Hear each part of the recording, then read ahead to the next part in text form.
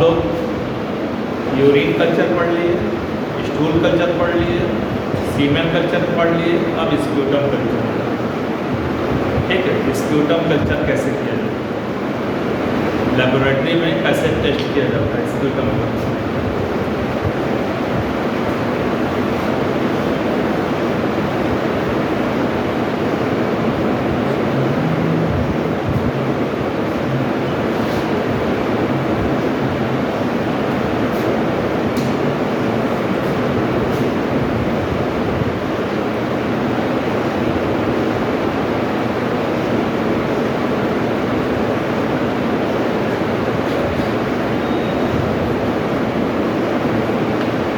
Sputum क्या होता है?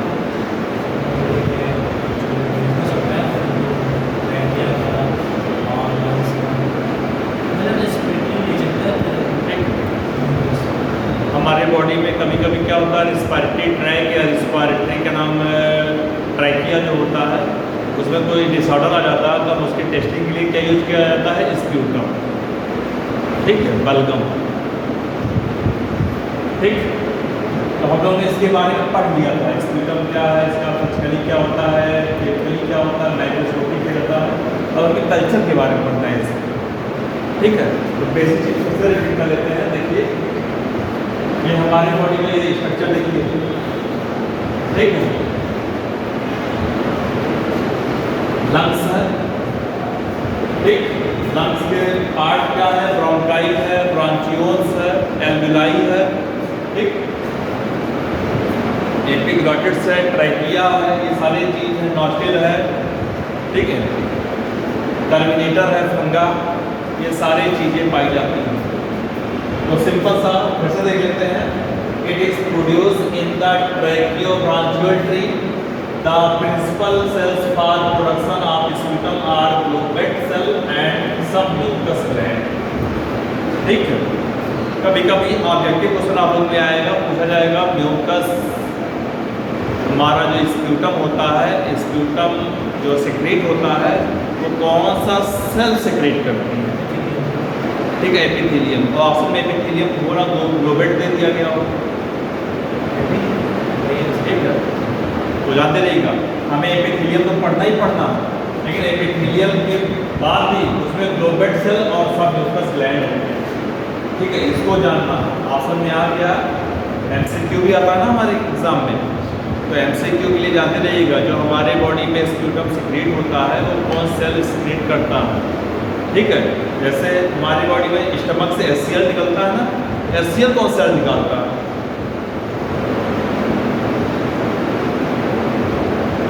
स्टमक के 3 पार्ट होते हैं ना, कार्डियक, पाइलोरिक, फंडस, इसमें से कौन से निकालता है? तीनों एक से सही हो गए।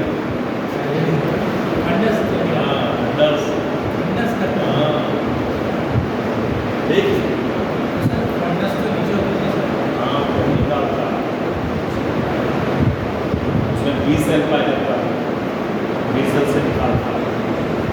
ठीक है, तो एमसीक्यू को भी देखते रहिए ध्यान। ठीक, तो स्प्यूटम कहाँ से सिक्रेट होता है, सब म्यूकस ग्लैंड और ग्लोबेट सेल्स।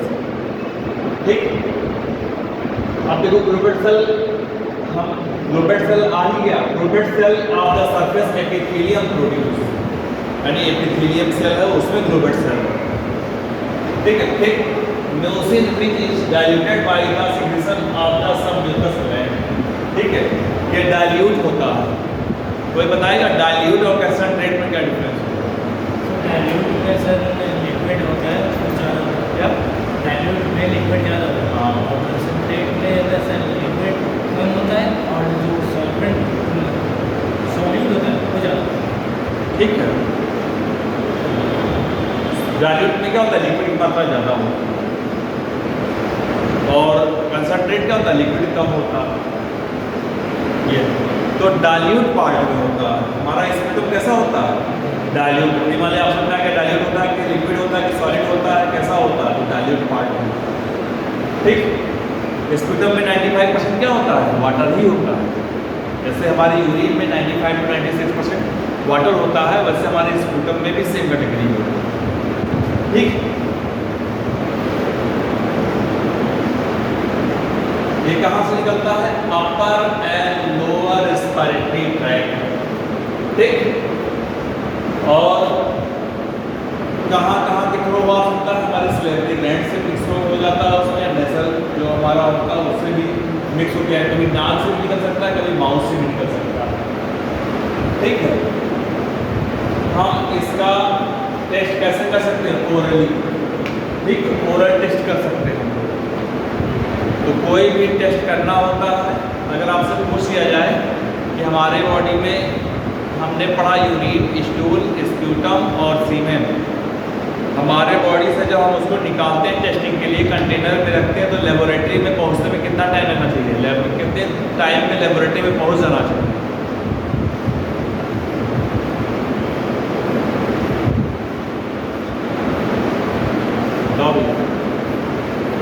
अगर हमारे बॉडी में कुछ टेस्टिंग करना है, चाहे वो यूरिन हो, चाहे वो ब्लड हो, चाहे वो स्टूल हो, चाहे सीमेन हो, चाहे स्प्यूटम हो, तो अगर हमने फर्स्ट अर्ली मॉर्निंग का टेस्ट करने के लिए दिया, निकालने के बाद हमने कंटेनर में रखा, पैक कर लिया, पैक करने के बाद लेबोरेटरी में कितने टाइम तक टेस्टिंग शुरू हो जाना चाहिए?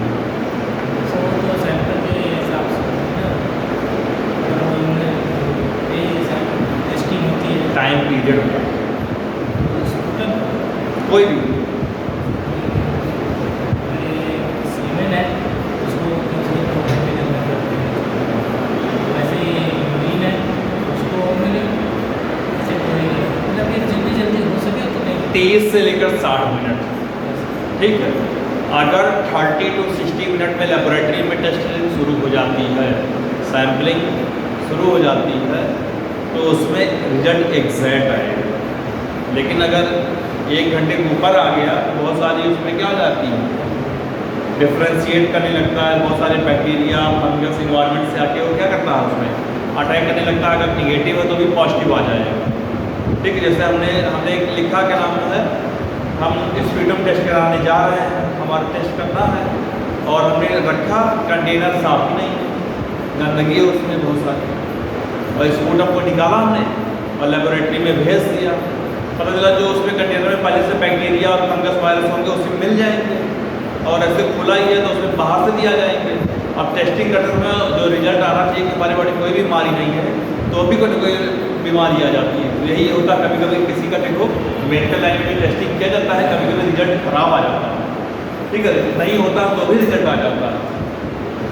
तो वही रीजन है कि हम कोई भी कंटेनर रखते हैं टेस्टिंग के लिए लेबोरेटरी में, उसकी टाइम पीरियड याद करते हैं, और वो कंटेनर बहुत साफ होना चाहिए, सेफ होना चाहिए। नहीं सेफ होगा तो रिजल्ट क्या जाएगा? पॉजिटिव आएगा, जो बीमारी नहीं होगी वो भी आ जाएगी हमारे पास।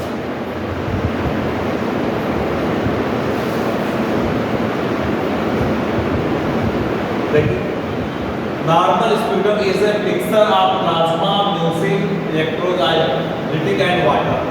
ठीक है, उसमें भी 95% वाटर होता है, 5% सॉलिड होता है। सॉलिड में कार्बोहाइड्रेट, प्रोटीन, लिपिड और डीएनए हो सकता है। ठीक है, अपने स्प्यूटम से डीएनए टेस्ट कर सकते हैं।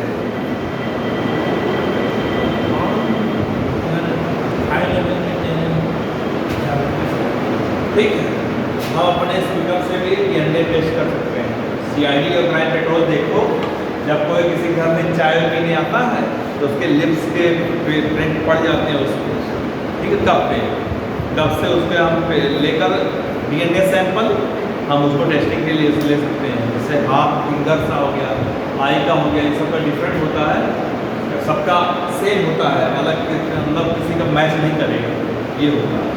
वैसे हमारा स्प्यूटम का भी कर सकते हैं।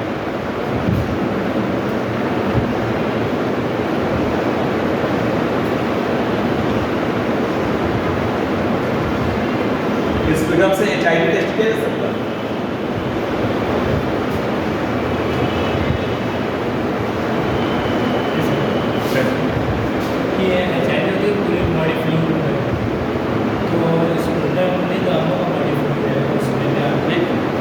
तो लोग ब्लड से कहाँ यूज करते हैं टेस्ट?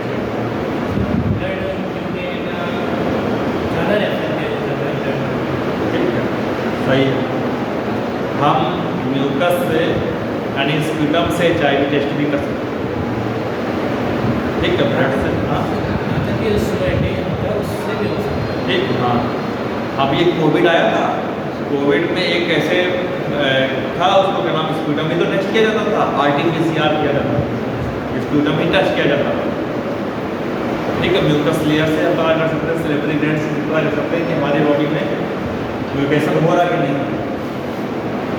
तो अब आते हैं हम लोग कौन कौन सा पॉजिटिव फैक्टर होते हैं या एजेंट होते हैं जो स्प्यूटम के थ्रू हम चेक कर सकते हैं, जिससे कोई ना कोई बीमारी के बारे में पता कर सकते हैं।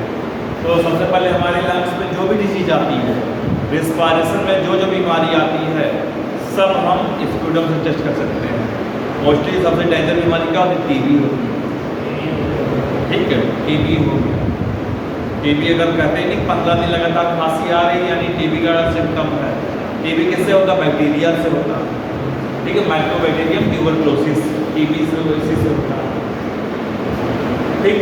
कभी कभी क्या होता है कि खांसी के साथ ब्लड भी आ रहा है, तो बहुत लोग डर जाते हैं, कैंसर का सिम्टम हो सकता है, लेकिन TB में भी वही सिम्टम है, ठीक है। बहुत हम लोग टेस्टिंग करते हैं तो बहुत सारे जो सिम्टम हमारी बॉडी के बहुत सारे लोग से मैच करते हैं, ठीक है। जैसे आप कोई भी बीमारी के सिम्टम पढ़िए तो कुछ ना कुछ मैचिंग जरूर करते हैं कि हमें ये हो सकता है, ये हो सकता है, ऐसा कुछ नहीं।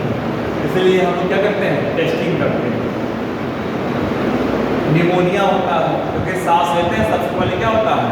निमोनिया वाली बैक्टीरिया ही हमारी बॉडी में इन्हेल कर सकती है बड़े आसानी से। निमोनिया सबसे पहले बच्चों को बहुत ज़्यादा होता है, क्योंकि बच्चों में इम्यूनिटी बहुत कमज़ोर होती है, जल्दी से तुरंत सर्वाइव कर जाता है, ठीक। निमोनोसिस्ट, सेरनी या निमोनिया का नाम है HIV के पॉजिटिव पेशेंट को आ भी गया, ठीक। फंगल इन्फेक्शन हो सकता है, बहुत सारे फंगस ऐसे होते हैं जो हमारे लंग्स को डैमेज कर सकते हैं, फंगल इन्फेक्शन हो सकता है। क्रोनिक डिजीज क्या होता है? क्रोनिक डिजीज क्या होता है? हाँ ठीक, हाँ, लॉन्ग पीरियड के लिए ब्रोंकाइटिस जैसे हो गया, 15 डेज, ठीक है, अस्थमा जिसे कहा जाता है, अस्थमा हो गया, TB हो गया, ठीक, हाँ, HIV हो गया, एड्स हो गया, एड्स हो गया, कैंसर हो गया, कैंसर हो गया, ठीक है। जो क्रोनिक डिजीज है ये हमारी बॉडी में, कि मतलब अगर हो गया तो बहुत रेयर केस में ठीक हो सकता है, तो ठीक ही नहीं हो सकता, हम कहते हैं क्रोनिक डिजीज। तो हम लोग इसका क्या करते हैं? साइटोलॉजिकल एग्जामिनेशन करते हैं। साइटोलॉजी मतलब सेल्स, साइटोलॉजी में क्या पढ़ते हैं हम लोग? सेल, ठीक है। हिस्टोलॉजी में हम लोग क्या पढ़ते हैं? टिश्यू। तो हम साइटोलॉजिकल और हिस्टोलॉजिकल स्टडी करते हैं, लेकिन इसके लिए क्या करेंगे? साइटोलॉजी की स्टडी करेंगे। अब साइटोलॉजिकल स्टडी करने के बाद हम क्या करेंगे? उसका वायरल इन्फेक्शन, यानी जो वायरस है उसका टेस्टिंग कर सकते हैं, वायरस के बारे में, ठीक है। बहुत सारे फंगल इन्फेक्शन हो सकते हैं, तो सब कुछ करने के लिए क्या करते हैं हम लोग? Cytological examination.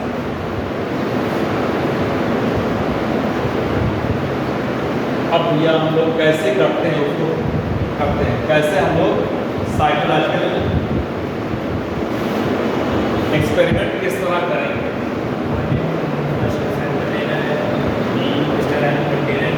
हाँ, मेन तो यही है। हाँ, ठीक। हाँ, कोई भी टेस्टिंग हो, चाहे यूरिन, चाहे स्टूल, चाहे सीमेन और चाहे स्प्यूटम, सोने के बाद जब हम लोग सोते रहते हैं, रात में सोते हैं, सोने के बाद जब बॉडी जो वर्किंग करती है, जिस तरह हम भाग दौड़ कर रहे हैं, ठीक है, मूवमेंट कर रहे हैं, तो उस तरह का फंक्शन नहीं हो पाता बॉडी का। लेकिन जब हम रिलैक्स मोड पे रहते हैं तो बॉडी आगे बहुत अच्छे से फंक्शन काम करते हैं, और जब हम सो के उठते हैं तो जो मटेरियल से टेस्टिंग करते हैं वो एग्जैक्ट वैल्यू निकालता है, ठीक है। क्या नहीं करता है? एग्जैक्ट वैल्यू निकालता है।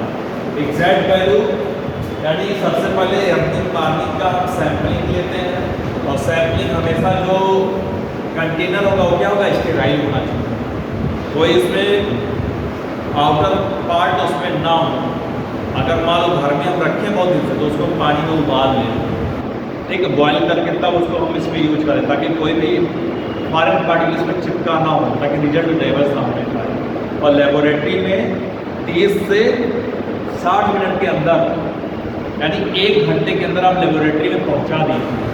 अगर 1 घंटे के अंदर लेबोरेटरी में पहुंच जाता है, जान लीजिए रिजल्ट बहुत अच्छा है। लेकिन जैसे 1 घंटे के बाद होगा तो उसमें जो मटेरियल होंगे वो क्या जाएंगे, डेड होने लगेंगे, रिएक्ट करने लगेंगे अदर पार्ट से, तो रिजल्ट अच्छा नहीं आता। ठीक है, तो इसीलिए बहुत सारे जैसे हॉस्पिटल में गए हम लोग, बहुत सारी बीमारियाँ निकल थी तो भी बीमारी निकल आती है, क्या होता है रिजल्ट, यानी हमने टेस्टिंग के लिए जो लेबोरेटरी यूज किए हैं, लेबोरेटरी ठीक से हमने यूज नहीं किया, वहाँ टाइम से पहुँचा नहीं कोई सामान, ये हो गया। ठीक,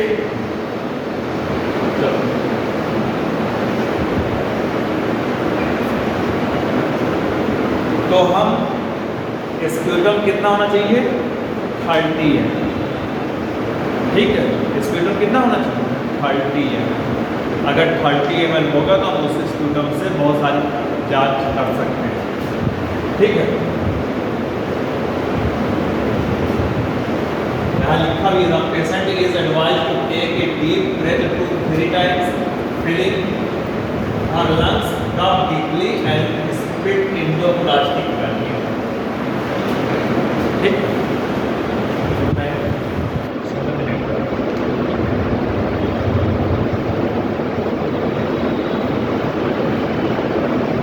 तो हम प्लास्टिक कंटेनर लेते हैं और जब स्प्यूटर निकालते हैं तो लगभग 2 से 3 बार बहुत लंबी सांस लेते हैं। जब बहुत लंबी सांस लेते हैं तो हमारे अंदर जो भी पार्ट होता है वो बाहर निकल आता है। ठीक है, बाहर निकल आता है। बाहर निकलने के बाद ही हम आसानी से क्या कर सकते हैं, उसका रेस्पिरेटरी स्प्यूटम को आसानी से टेस्ट कर सकते हैं।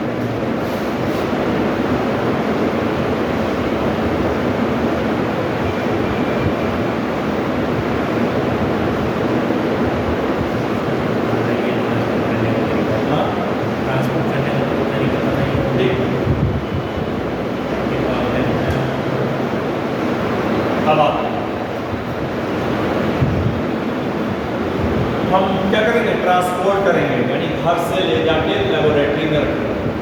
लेबोरेटरी में रखने के लिए, ले जाने के लिए, टेस्टिंग के लिए हमें उसमें क्या क्या मिलाना होगा। ठीक, बताइए। ठीक है, सोडियम क्लोराइड, एसिटिल पायरिडियम क्लोराइड 5 ग्राम, सोडियम क्लोराइड साल्ट 10 ग्राम, डिस्टिल वाटर 1000 ml। ठीक है, जैसे लेबोरेटरी में पहुंचा तुरंत हम टेस्टिंग स्टार्ट कर देते हैं। कितनी सारे मटेरियल है, केमिकल है, उसमें मिक्स कर देते हैं। वाटर और डिस्टिल वाटर में डिफरेंस क्या है? में कुछ न कुछ आप आयंस मिल सकते हो, डिस्टिल्ड वाटर में पूरा प्योर है। ठीक, कोई आया नहीं तो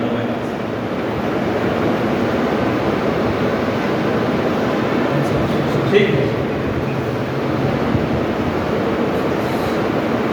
कंसंट्रेशन मेथड फ्रॉम, ठीक है, ट्यूबरक्लोसिस, टीबी के लिए ये हमने क्या किया, स्प्यूटम को कलेक्ट किया।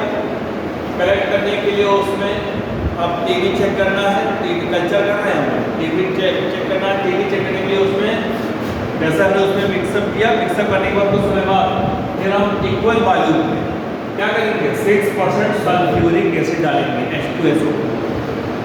ठीक है, सल्फ्यूरिक एसिड का फार्मूला क्या है, H2SO4। ठीक, and allow it to stand for 20 minutes, और 20 मिनट्स के लिए क्या करते हैं, रख देंगे। ठीक, 20 मिनट के लिए हमने रख दिया, 20 मिनट रखना। इसमें सल्फ्यूरिक एसिड डालना है तो बैक्टीरिया तो इसमें मर जाएंगे। बिल्कुल, इसी वजह से नहीं, बैक्टीरिया मरते नहीं करते, ऐसी जान लो, बैक्टीरिया कभी नहीं मरते, वो इनएक्टिवेट हो जाते हैं। हाँ, डीएक्टिवेट हो जाएंगे। ठीक है, डीएक्टिवेट हो जाएंगे, लेकिन हम टेस्टिंग में तो आ ही जाएंगे। ठीक है, हम जैसे दूध है, दूध को जो पैकेट वाला दूध आता है पास्चराइजेशन, क्या उसमें बैक्टीरिया मर जाता है? नहीं, बैक्टीरिया कभी मरता नहीं, उसको हम कुछ समय के लिए क्या कर सकते हैं, डीएक्टिवेट। सर स्टेराइल तरीका तो बैक्टीरिया किल ही है ना। हाँ, स्टेरिलाइजेशन तो बैक्टीरिया किल्स है। हाँ, बैक्टीरिया किल्स नहीं कर पाएंगे, स्टेरिलाइजेशन में भी कुछ समय के लिए डीएक्टिवेट कर सकते हैं, ठीक है। लेकिन वो अपने आप देखो, जैसे हर डिवीजन माइटोसिस होता है, मियोसिस होता है, हर जगह होता है, डिवीजन हो रहा है ना। जैसे हमारी बॉडी में माइटोसिस मियोसिस होता है, बैक्टीरिया में सब नहीं होता, एक से डायरेक्ट बना लेता है, ठीक है। हाँ, हर बैक्टीरिया 1 मिनट कोई 2 मिनट कोई 20 मिनट में एक हर बैक्टीरिया हर टाइम पे एक नया बैक्टीरिया बना रहा है। इस इन्वायरमेंट में इतना सारा सबसे ज़्यादा कौन है, बैक्टीरिया ही तो है। अगर पूछा जाएगा पूरे वर्ल्ड में सबसे ज़्यादा कौन सा लिविंग ऑर्गेनिज्म, क्या बताएंगे आप? बैक्टीरिया। बैक्टीरिया अमीबा, ठीक है, ठीक है, अमीबा नहीं, बैक्टीरिया ही। फिर उसके बाद इंसेक्ट है, कीड़े मकोड़े। एनिमल में अगर पूछा जाए तो सबसे ज़्यादा इंसेक्ट है। अगर पूछा जाएगा क्या सबसे ज़्यादा कौन सा लिविंग ऑर्गेनिज्म है, तो क्या बताएंगे आप? बैक्टीरिया बताएंगे। बैक्टीरिया सब हर जगह है, क्यों है? क्योंकि हर 1 मिनट पे नया बैक्टीरिया नया बना रहा है, ठीक है। आपने गंगा का पानी देखा है? गंगा का पानी हमेशा साफ क्यों रहता है? 10 साल लगो तो भी साफ रहता है, उसे कहा जाता है पवित्र जल, क्यों रहता है? सर वो आता है हिमालय से। हाँ, हिमालय सबसे ऊंची एक, और वहाँ पे है ना, मतलब उसका एटमॉस्फेयर क्लीन है। आपको चाहिए उसमें ना, मतलब हिमालय में कहीं बताया जाता है कि जड़ी बूटियाँ हैं जो हेल्प करती है किसी से रजिस्टर। ऐसा ही मैंने सुना है कि वहाँ से ना आती है तो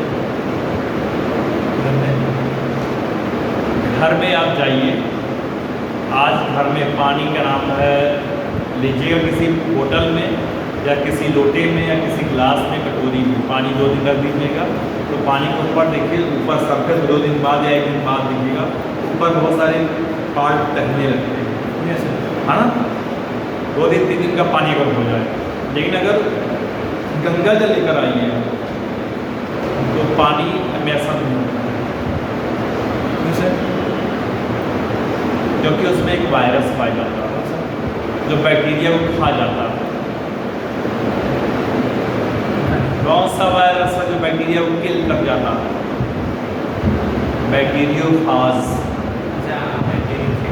चाहे बैक्टीरियोफेज कहिए चाहे बैक्टीरियोफाज, ठीक है। तो गंगा का पानी में बैक्टीरियोफेज पाया जाता है।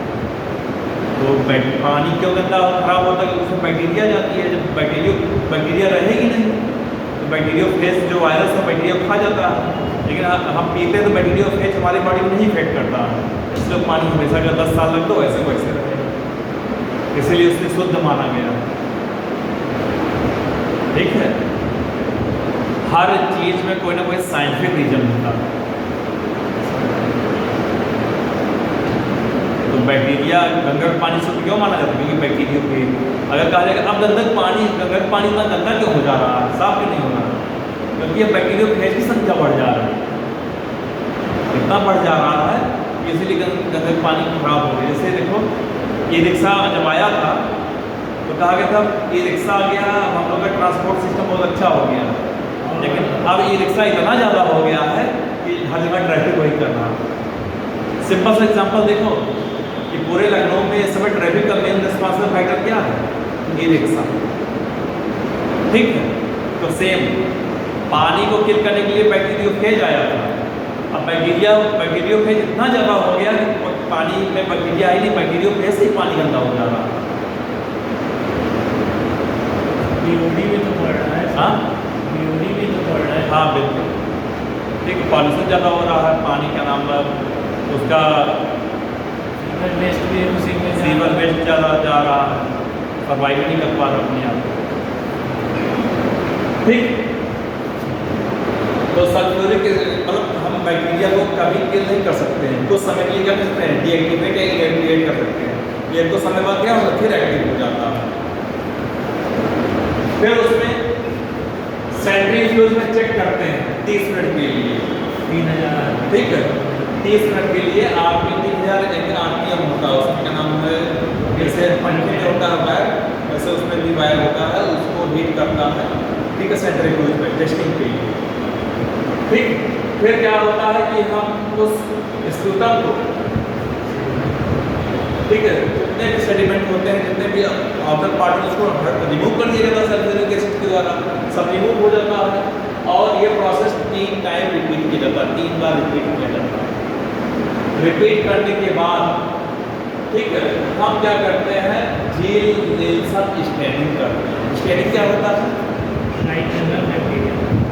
हम कोई भी अगर हम टेस्टिंग करते हैं तो टेस्टिंग के लिए हम माइक्रोस्कोप में चेक करते हैं। कहाँ चेक करते हैं? माइक्रोस्कोप में। हो सकता है कंपाउंड माइक्रोस्कोप, हो सकता है इलेक्ट्रॉन माइक्रोस्कोप। तो इलेक्ट्रॉन माइक्रोस्कोप में विजिबल अच्छा हो, अच्छे विजिबिलिटी के लिए क्या करते हैं हम लोग? स्टेनिंग करते हैं। स्टेनिंग मतलब कलर करना। तो अगर हम उस मटेरियल को कलर कर देते हैं तो स्टेनिंग कर देते हैं, स्टेनिंग करने से क्या होता है, रिजल्ट बहुत अच्छा आता है। तो माइक्रोस्कोप से हमें दिखाई देता है, तो माइक्रोस्कोप से दिखाई देने के बाद क्या होता है, हमें लग जाता है कि हाँ ये सही है, यही होगा। ठीक है, झील स्टेनिंग का नाम है, ये जान लिया, झील नेल्सन स्टेनिंग करता है। एसिड वाली स्टेनिंग। ओके, चलो बस आज इतना ही।